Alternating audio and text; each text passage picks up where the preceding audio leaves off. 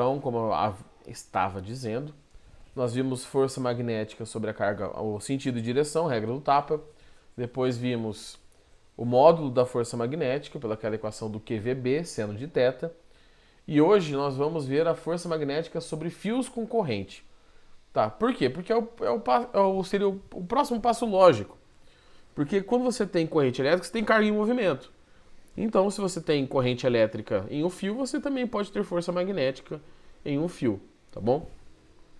Então, vamos só fazer uma adaptação aqui daquela equação que a gente conhece, que é o QVB, carga, velocidade de campo, vezes seno de θ, para algo que seja aplicado a um fio.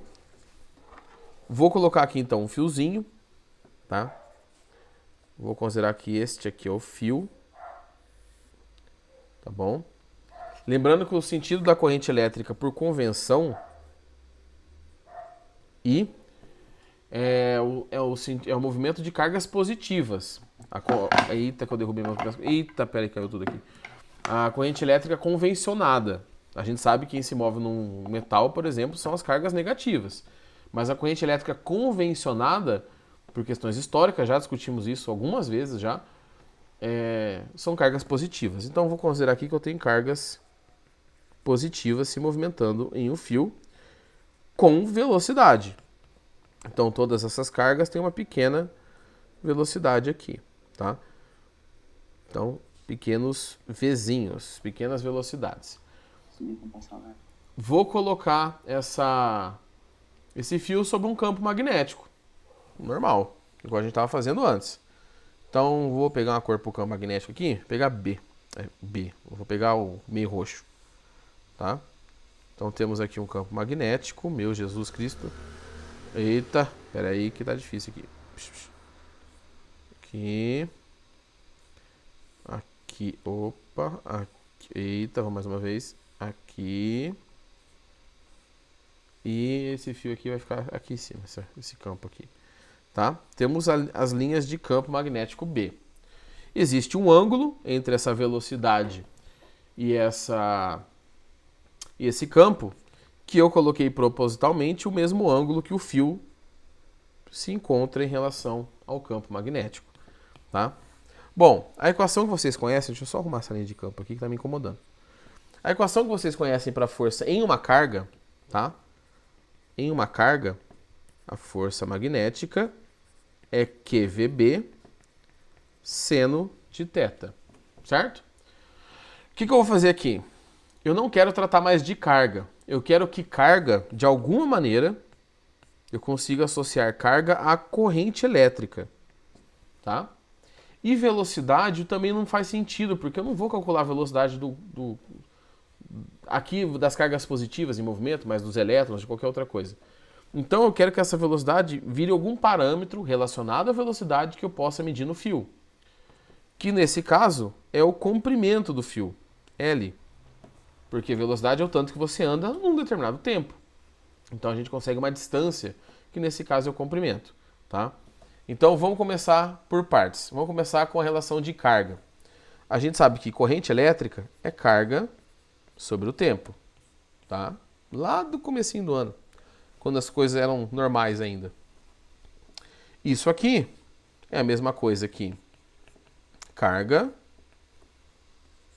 é igual a corrente vezes o tempo, tá bom? Então a carga elétrica é quanto de corrente passou vezes o tempo que aquela corrente passou nesse condutor, certo? Temos essa informação, vou guardar essa informação para substituir aqui, ó, no lugar dessa carga. A velocidade, nós sabemos que é ΔS por delta... Vixe, mãe. Que é ΔS por ΔT, tá bom? A questão é, qual que é a distância que esses elétrons, nesse caso, as cargas positivas estão... Qual que é a distância que elas estão percorrendo? É o tamanho do fio. Então aqui eu tenho um tamanho de fio, tá? É claro que ele continua depois dessas extremidades aqui, ele não para nesse ponto, mas eu tenho um fio de comprimento L. Então eu vou transformar ΔS por ΔT nisso aqui, ó. Velocidade é igual. No comprimento, eu vou colocar... Desculpa, na distância, no deslocamento, eu vou colocar o comprimento do fio. dividido pelo tempo, tá, que demora para essa carga atravessar o fio. E agora eu tenho uma segunda equação que eu posso substituir aqui, tá? Então vamos pegar essa força magnética de uma carga e transformar numa outra equação para um fio.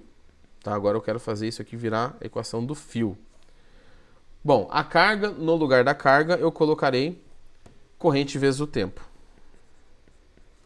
No lugar da velocidade, eu vou colocar comprimento dividido pelo tempo.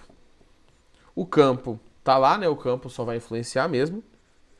Seno de θ. Passo a faca para tudo quanto é lado aqui nesse tempo. E aí eu descubro que a força magnética em um fio condutor é... Eu vou mudar a ordem, tá? Para ficar mais fácil de lembrar. Eu vou colocar primeiro o B, depois a corrente, depois o L. Então a força magnética em um fio é Bill seno de θ. Tá? O que é cada uma dessas variáveis? FB é a força magnética, B é o campo, I é a corrente, L é o comprimento do fio e θ é o ângulo entre o fio e o campo, tá? Sistema de unidades internacional, corrente em ampere, comprimento em metros, campo em Tesla e força, como toda força, em newtons, tá? Então, tudo continua valendo. Regra do tapa continua funcionando. Professor, mas e os elétrons? Lembra que a corrente convencionada é de cargas positivas. Então, você vai fazer o tapa normal. Para fio condutor, com sentido de corrente já ali convencionado, historicamente convencionado, você vai fazer o tapa sem inverter a mão. Você não inverte a mão, tá? Isso é extremamente importante. Tá? Vou até colocar aqui, ó. Importante. Tá? Não inverter o tapa, tá bom? Não inverte o tapa porque a gente considera que são cargas positivas que se movem em um condutor, tá? Por convenções históricas. Então, tapinha normal, sem ser com o lado de fora da mão, aquele tapa de humilhação, tá bom? Transformamos, então, uma equação que funcionava para carga para uma equação que agora funciona para fio. Já melhoramos a nossa aplicação. E, na verdade, para dar um alívio talvez aí para vocês, é a última equação de força magnética que vocês vão estudar. É só para carga e só para fio condutor. Tá? A partir da próxima, não sei se da próxima aula, mas o próximo conteúdo apostilado é como que a gente calcula o campo, como que o campo aparece nas regiões ali, e a gente vai focar nesse campo. Tá bom? Disso aqui, alguém quer perguntar alguma coisa do desenho, quer que eu dê o zoom no desenho, quer que eu explique alguma coisa ali de novo? E se não, se alguém tiver uma dúvida, libera o microfone e escreve aí. Se não tiver dúvida nenhuma, vocês perceberam que eu pulei uma aula da apostila, que é uma aula de exercício só, tá? Vocês podem me mandar no WhatsApp, no Classroom, que tá meio abandonado lá, ninguém tá usando, apesar que eu tô postando todas as aulas que eu mando para vocês, eu coloco lá no Classroom também, tá? Vocês podem me mandar as dúvidas, tá? Se vocês acharem mais fácil por WhatsApp, pode ser por WhatsApp. E aí, dependendo da quantidade de dúvidas, ou eu gravo um vídeo resolvendo, fora a nossa aula ao vivo, resolvendo os exercícios que vocês me pediram, tá? Se for uma dúvida mais pontual ali, eu explico para vocês e mando, tá? Não fiquem com dúvidas, porque esse conteúdo é exclusivo do terceiro ano. Então, PAS e PSS, quem vai fazer PAS e PSS vai cobrar força magnética ou magnetismo, tá? Isso vocês podem ter certeza, porque tem a parte específica ali do terceiro ano, que da prova geral, né? Que são os conteúdos do terceiro. Então isso aqui vai cair. Certo? Perguntinhas? Tá tudo cegado? Tô tranquilo? Ou não? Todo mundo mudo? Enquanto vocês não falam nada, eu vou mudar aqui para a página de exercícios. Aqui. Que tá. Parece que é lá para cima. Tá? Então vamos lá. Já que ninguém falou nada, bola pra frente. Exercício 1 da página 99 da apostila de vocês. Eu vou dividir aqui a aula, peraí, gente.